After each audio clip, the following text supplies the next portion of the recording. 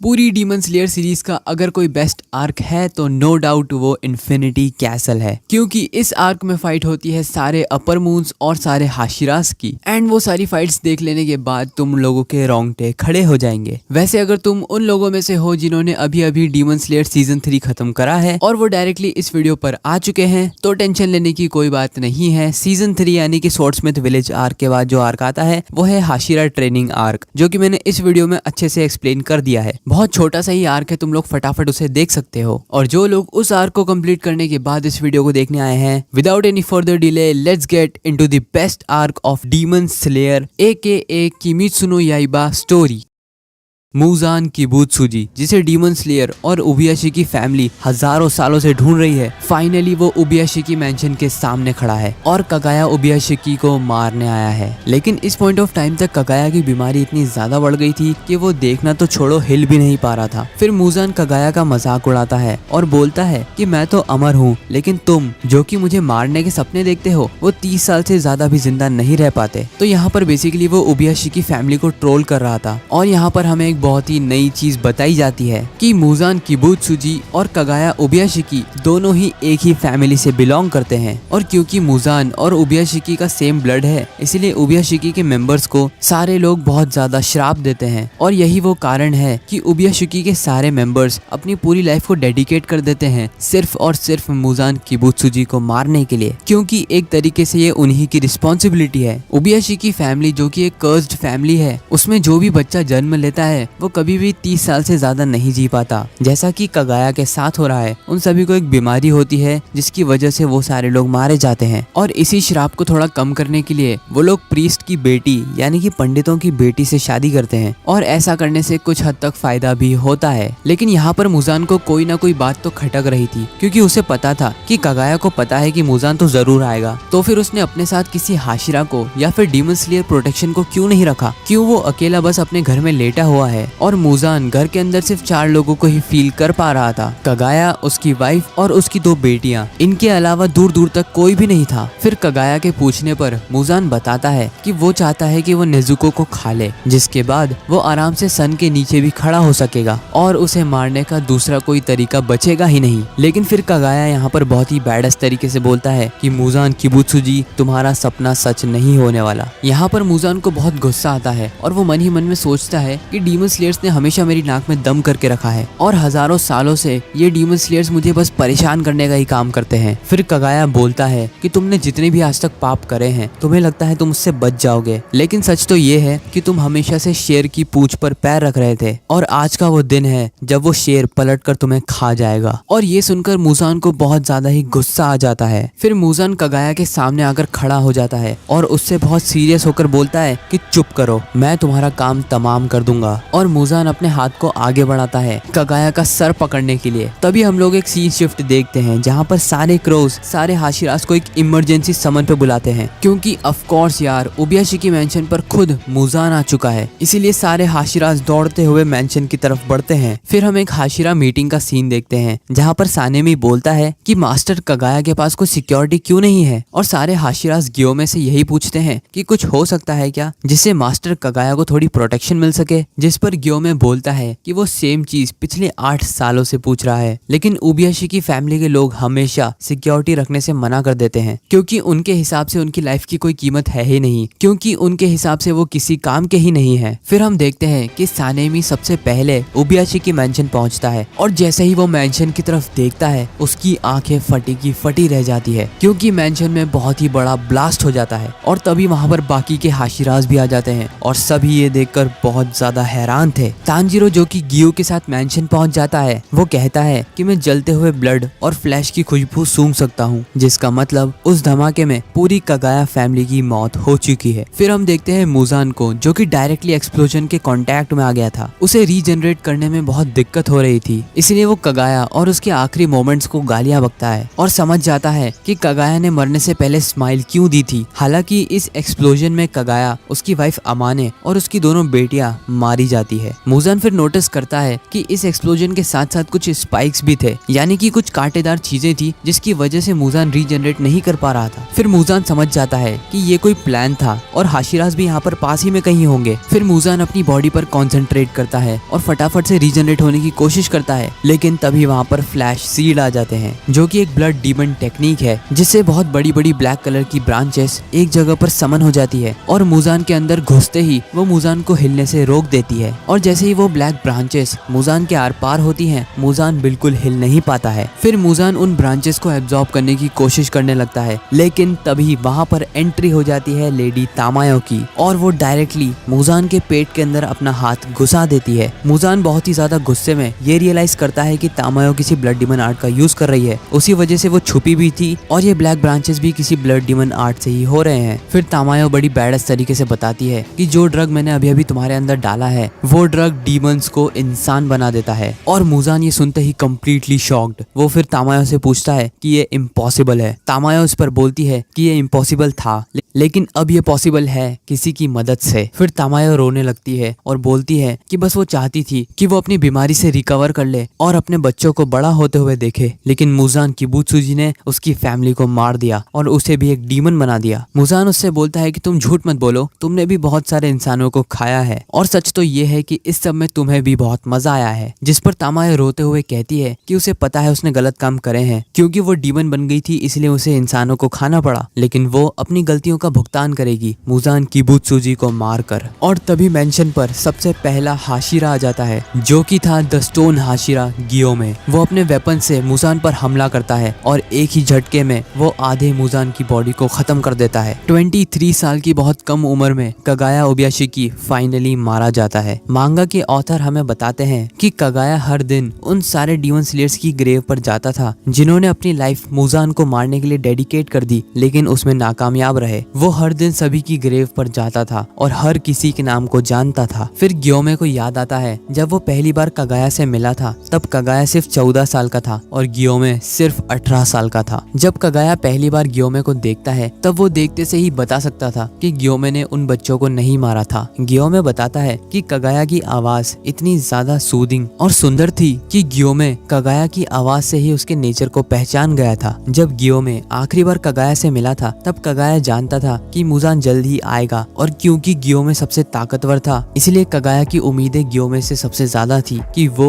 मूजान किबुत्सुजी को मार देगा। अब ऑब्वियसली कगाया जानता था कि तुम मूजान का हाथ काट दो या सर, लेकिन वो नहीं मरने वाला, वो वापस से खुद को रीजनरेट कर ही लेगा, लेकिन उसे मारने का भी एक तरीका है और वो है सनलाइट। तो सारे हाशिरास का काम है मूजान को सनलाइट में लाना और मूजान किबुत्सुजी को खत्म करना। फिर हम देखते हैं कि मूजान किबुत्सुजी खुद के सर को वापस से रीजनरेट कर लेता है। मूजान अपने ब्लड डीमन आर्ट से गियोमे को मारने की कोशिश करता है, लेकिन गियोमे उसे आसानी से डिफ्लेक्ट कर देता है। तभी वहाँ पर सानेमी आ जाता है और गुस्से में मूजान की तरफ देखकर चिल्लाता है और बोलता है कि फाइनली अब वो मूजान को खुद अपने हाथों से मार सकता है। और तभी वहाँ पर बहुत सारे हाशिरास पहुंच जाते हैं और तभी गियोमे अनाउंस करता है कि ये जो बंदा तुम लोगों के सामने खड़ा है ये है मूजान किबुत्सुजी, क्योंकि इससे पहले किसी ने भी मूजान को नहीं देखा था। सारे लोग मूजान का नाम सुनते ही शॉक हो जाते हैं और गुस्से में भी आ जाते हैं। तभी तांजीरो जोर से चिल्लाता है मूजान और उसकी तरफ हमला करने के लिए बढ़ता है और उसके साथ ही सारे हाशिरास अपनी ब्रीदिंग स्टाइल एक साथ यूज करते हैं और मूजान पर हमला करने ही वाले थे कि तभी मूजान जोर से हंसने लगता है और तभी सारे डीमन स्लेयर्स के नीचे कुछ दरवाजे खुल जाते हैं और ये दरवाजे इन्फिनिटी कैसल के थे। नाकी में अपने ब्लड डीमन आर्ट की मदद से सारे हाशिरास को इन्फिनिटी कैसल में समन कर लेती है और सारे हाशिरास मूजान को मारने से पहले इन्फिनिटी कैसल में गिर जाते हैं। और तभी तांजीरो बोलता है कि आज मैं तुम्हें मार दूंगा मूजान किबुत्सुजी, जिस पर मूजान बड़े बैडस तरीके से कहता है कि अगर मार सको तो मार देना।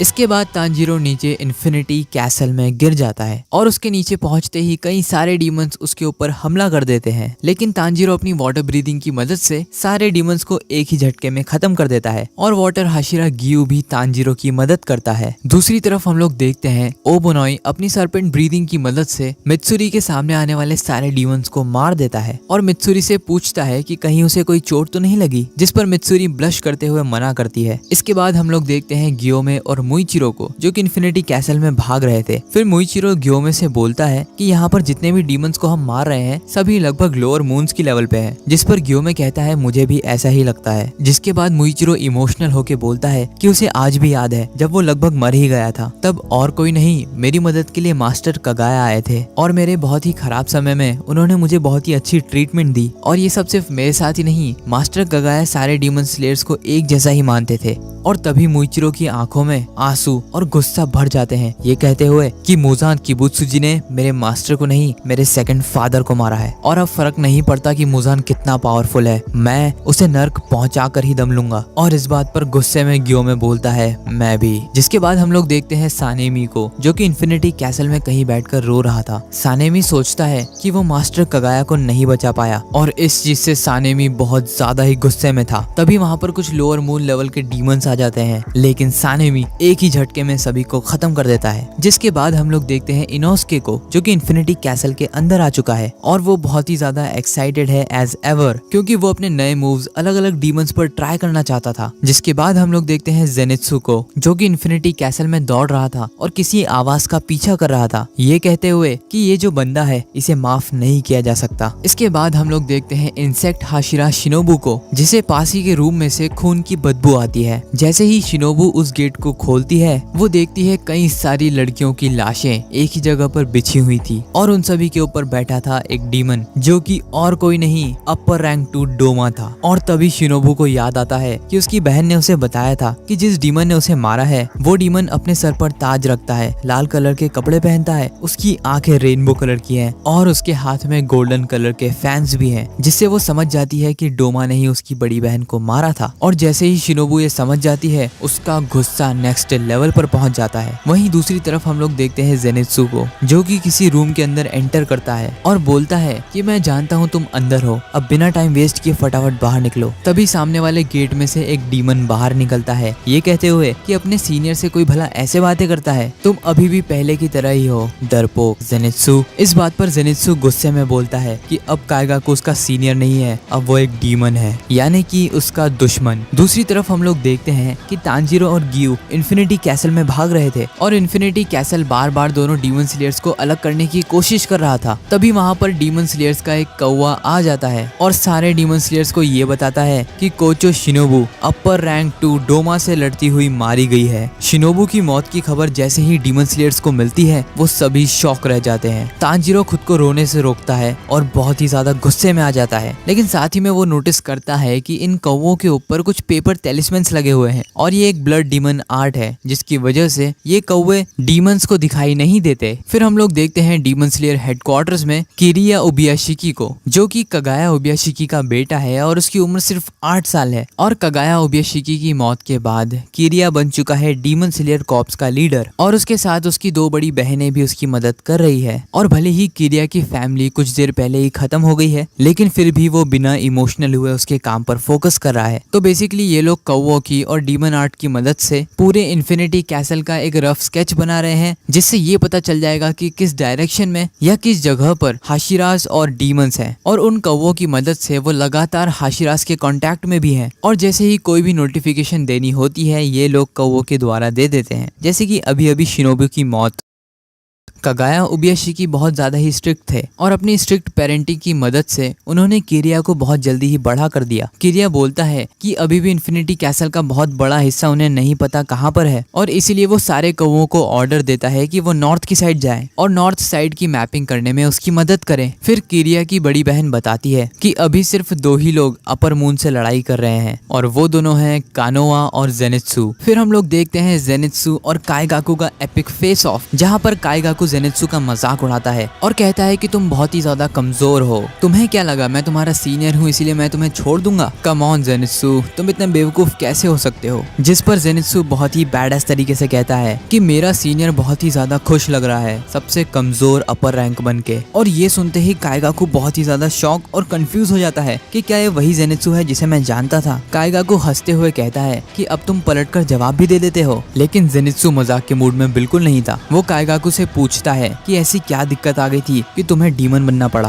क्या तुम्हें पता नहीं जब तुम डीमन स्लेयर बनते हो तब तुम सेल्फिश होने का हक खो देते हो। फिर जेनित्सु बहुत ही गुस्से में चिल्लाता है कि अगर तुम डीमन नहीं बनते तो ग्रैंडपा कभी भी आत्महत्या नहीं करते। फॉर्मर थंडर हाशिरा वैसे तो जेनित्सु के मास्टर थे, लेकिन फिर भी जेनित्सु उन्हें हमेशा ग्रैंडपा करके ही बोलता था क्योंकि उन दोनों के बीच की बॉन्डिंग काफी अच्छी थी। जेनित्सु रोते हुए बोलता है कि उनकी मौत कितनी ज्यादा दर्दनाक थी तुम्हें अंदाजा भी नहीं है। तो बेसिकली फॉर्मर थंडर हाशिरा ने सुसाइड कर लिया था क्योंकि उन्हीं का एक स्टूडेंट यानी कि थंडर ब्रेथ यूजर एक डीमन बन चुका है। एंड जापानीज में एक टर्म होती है जिसे कहते हैं सेप्पुकु, जिसमें बेसिकली आप सुसाइड कर लेते हो फॉर सम रीजन अपने पेट में चाकू घोंप कर। एंड इस केस में उन्होंने सेप्पुकु किया था क्योंकि उनका स्टूडेंट एक डीमन बन चुका था। ये सुनते ही काएगाकू हंसने लगता है और जेनित्सु का मजाक उड़ाते हुए कहता है कि मैंने तो उन्हें सुसाइड करने के लिए नहीं बोला था, इसका मतलब ये मेरी प्रॉब्लम नहीं है। और तुम क्या चाहते हो कि मैं इस बात पर शौक मनाऊं कि मेरा मास्टर मारा गया? तो ऐसा बिल्कुल भी नहीं होने वाला क्योंकि मुझे कोई फर्क नहीं पड़ता कि वो मरे या जिंदा रहे। उस बुढ़े ने कभी भी अपनी सक्सेसरशिप लिखी ही नहीं। इसका मतलब वो इतना ज्यादा बेवकूफ था कि उसे समझ ही नहीं आया कि मैं बेटर हूँ या तुम। वो हमेशा से मुझे तुम्हारे साथ कंपेयर करता था जबकि तुम मेरे सामने कुछ थे ही नहीं। और इसीलिए काएगाकू बोलता है कि अच्छा ही हुआ वो बुढ़ा मारा गया और नॉर्मल डेथ तो वो डिजर्व करता भी नहीं था, उसे तड़प कर ही मरना चाहिए था। ये सुनते ही जेनित्सु बहुत ज्यादा गुस्से में आ जाता है और कहता है कि तुम एक नंबर के डरपोक हो जिसने अपनी स्किन या अपनी जान बचाने के लिए डीमन बनना तक स्वीकार कर लिया। तुम जैसे स्टूडेंट पे तो हर मास्टर को शर्म आनी चाहिए। जेनित्सु फिर बोलता है कि भले ही मुझे थंडर ब्रीदिंग का फर्स्ट फॉर्म के अलावा कोई फॉर्म नहीं आता, लेकिन तुम्हें तो सबसे बेसिक फॉर्म भी नहीं आता। एंड यहाँ पर जेनित्सु ऐसा इसीलिए बोलता है क्योंकि वो थंडर ब्रीदिंग के फर्स्ट फॉर्म के अलावा कोई फॉर्म नहीं यूज कर सकता और वहीं काएगाकू फर्स्ट फॉर्म को छोड़कर बाकी सारे फॉर्म यूज कर सकता है। और ये सुनते ही काएगाकू पूरी तरीके से गुस्से में आ जाता है और कहता है कि कभी भी मुझे तुम्हारे साथ मत जोड़ना क्योंकि मैं तुमसे बहुत ज्यादा ताकतवर हूँ। तभी काएगाकू थंडर ब्रीदिंग के फोर्थ फॉर्म डिस्टेंट थंडर को यूज करता है और क्योंकि अब काएगाकू डीमन बन चुका है इसलिए वो अपने ब्रीदिंग फॉर्म्स के साथ ब्लड डीमन आर्ट को भी यूज कर सकता है और दोनों को कंबाइन करके अपनी पावर्स और स्पीड को बहुत ज्यादा इंक्रीज कर सकता है। जैसे ही Kaigaku fourth form distant thunder use करता है इंस्टेंटली पूरे रूम में ब्लैक कलर की लाइटनिंग फैल जाती है, लेकिन इतने पावरफुल अटैक के बाद भी जेनित्सु उसे आराम से डॉज कर लेता है। और यही नहीं, वो काएगाकू के गले को भी आधा काट देता है। ये देखकर काएगाकू की फट जाती है और वो मन ही मन सोचता है कि क्या इसने अभी अभी मुझ पर अटैक किया? ये तो वो जेनित्सु है ही नहीं जिसे मैं जानता था, ये तो कोई कम्प्लीटली डिफरेंट इंसान है। फिर काएगाकू को याद आता है कि वो डीमन कैसे बना था। तो एक दिन जब काएगाकू उसकी डीमन स्लेयर ड्यूटीज पर था तब एक दिन उसका सामना हो जाता है upper moon one the beast himself Kokushibo से। और वो कोकोशिबो से रहम की भीख मांगता है, कहता है कि कुछ भी कर दो पर मुझे जिंदा छोड़ दो, क्योंकि काएगाकू के हिसाब से अगर उसका दुश्मन उसके सामने बहुत ज्यादा पावरफुल है तो उसके तलवे चाटने में कोई शर्म की बात नहीं है। इसलिए वो कोकोशिबो के सामने सरेंडर कर देता है। फिर कोकोशिबो काएगाकू को अपना थोड़ा ब्लड देता है, ये बोलते हुए कि मैं तुम्हें डीमन बना देता हूँ और क्योंकि तुम एक ब्रेथ यूजर हो इसलिए तुम काफी ज्यादा पावरफुल डीमन बनोगे और अगर मुजान उसे एक्सेप्ट कर लेगा तो वो एक अपर रैंक भी बन सकता है। कोकोशिबो उसे अपना बहुत ज्यादा ब्लड दे देता है, ये कहते हुए कि अगर इसकी एक बूंद भी नीचे गिरी तो मैं तुम्हारा सर धड़ से अलग कर दूंगा। और घबराते हुए काएगाकू खून की एक एक बूंद को चाट जाता है। अब काएगाकू जो कि जेनित्सु से थोड़ा थोड़ा डरने लगा था वो बहुत ही ज्यादा गुस्से में आ जाता है और वो जेनित्सु के ऊपर thunder breathing second form lightning ball use कर देता है। जेनित्सु उसके अटैक्स की पावर्स को देखकर समझ जाता है कि उसने कई सारे ह्यूमंस को खा रखा है और पता नहीं उसने कितनी जानें ली होंगी सिर्फ इस पावर को अचीव करने के लिए। जिसके बाद काएगाकू यूज करता है thunder breathing third form buzzing mosquito thunder, thunder breathing fifth form heat lightning. और जहां काएगाकू अपने थंडर ब्रीदिंग के फॉर्म्स जेनित्सु के ऊपर यूज कर रहा था, जेनित्सु डिफेंस भी नहीं करता है। उसके दिमाग में सिर्फ और सिर्फ यादें चल रही थी जब मास्टर जिगोरू जेनित्सु और काएगाकू को साथ में ट्रेनिंग दिया करते थे। जेनित्सु कोई बेवकूफ या गलती किया करता था और मास्टर उस पर चिल्लाया करते थे और कैसे काएगाकू सारे ब्रीदिंग फॉर्म्स और सारी मुश्किल ट्रेनिंग को आसानी से हैंडल कर पाता था। काएगाकू जो कि जेनित्सु के ऊपर कंटिन्यूअसली अटैक कर रहा था वो जेनित्सु से पूछता है कैसा लगता है एक अपर मून से मार खाते हुए, लेकिन इस पर जेनित्सु कुछ भी नहीं बोलता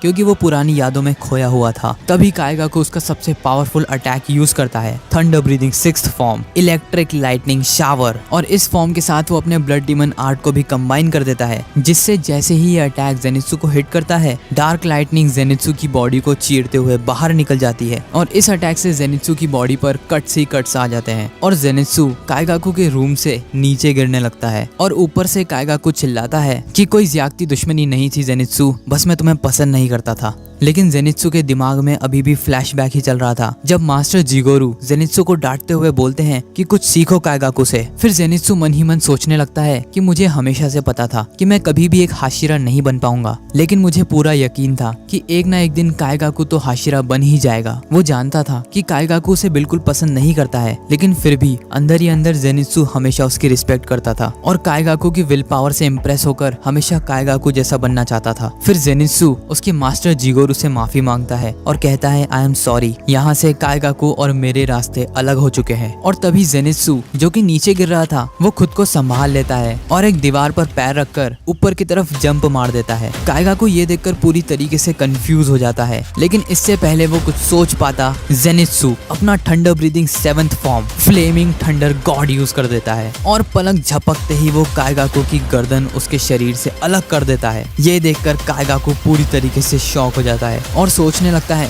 कि उसके मास्टर उसके टैलेंट से हमेशा जलते थे, इसलिए उन्होंने जेनित्सु को ये वाला मूव सिखाया और मुझे कभी नहीं सिखाया। जिस पर जेनित्सु कहता है कि थंडर ब्रीदिंग का 7th फॉर्म उसने खुद इन्वेंट किया है, लेकिन जेनित्सु हमेशा चाहता था कि वो इस फॉर्म को काइगाकू के साथ यूज करे, उसके खिलाफ नहीं। जब जेनित्सु काइगाकू को मार देता है तो वो दोनों ही इन्फिनिटी कैसल में नीचे गिरने लगते हैं। जहाँ एक तरफ जेनित्सु बेहोश हो रहा था, वहीं दूसरी तरफ काइगाकू को यकीन ही नहीं था कि जेनित्सु जैसा कमजोर भी उसे मार सकता है, एक अपर मून को मार सकता है। लेकिन तभी वो खुश हो जाता है क्योंकि जेनित्सु भी उसके साथ नीचे ही गिर रहा था, इसका मतलब वो दोनों साथ में मरेंगे। लेकिन तभी वहाँ पर यूशिरो आ जाता है और काइगाकू से बोलता है कि बिना दोस्तों के वो हमेशा अकेला ही मरेगा। और उसके आखिरी समय में ये सुनते ही काइगाकू शॉक हो जाता है। यूशिरो जेनित्सु को बचा लेता है, लेकिन फिर भी जेनित्सु बेहोश हो जाता है और जेनित्सु की आंखें खुलती हैं एक हरे भरे गार्डन में जहाँ पर हर तरफ रेड स्पाइडर लिलीज फैली हुई थी। जेनित्सु की आंखों के सामने एक नदी थी जिसके पार खड़े थे मास्टर जिगोरू। जेनित्सु उनके सामने रोने लगता है और कहता है कि मुझे माफ कर दो, जब काइगाकू डीमन बन रहा था, जब उसे मेरी सबसे ज्यादा जरूरत थी, तब मैं उसके साथ नहीं था और शायद ये इसलिए मेरी ही गलती है कि वो डीमन बन गया और इवेंचुअली आपकी मौत हो गई। मैं हमेशा से चाहता था कि मैं भी एक दिन आपकी तरह ही पिलर यानी हाशिरा बनूं, लेकिन मुझसे कोई काम ठीक से नहीं होता। जेनित्सु ये बोलते हुए रोने लगता है, लेकिन तभी मास्टर जिगोरू की भी आंखें भर जाती है और वो कहते हैं कि जेनित्सु तुम ही मेरी खुशी हो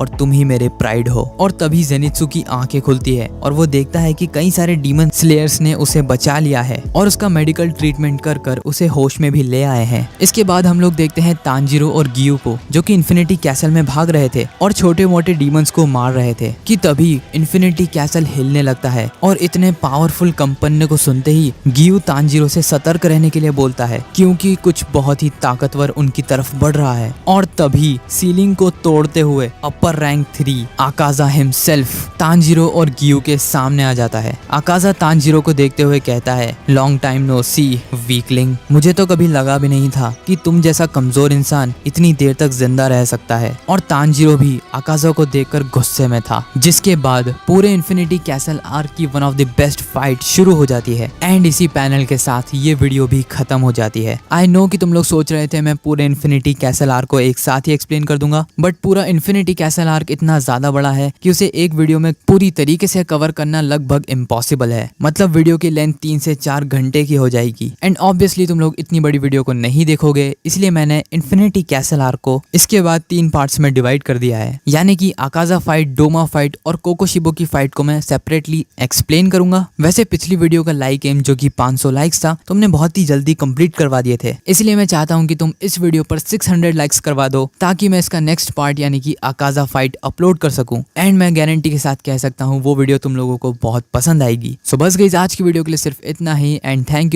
you for watching this video.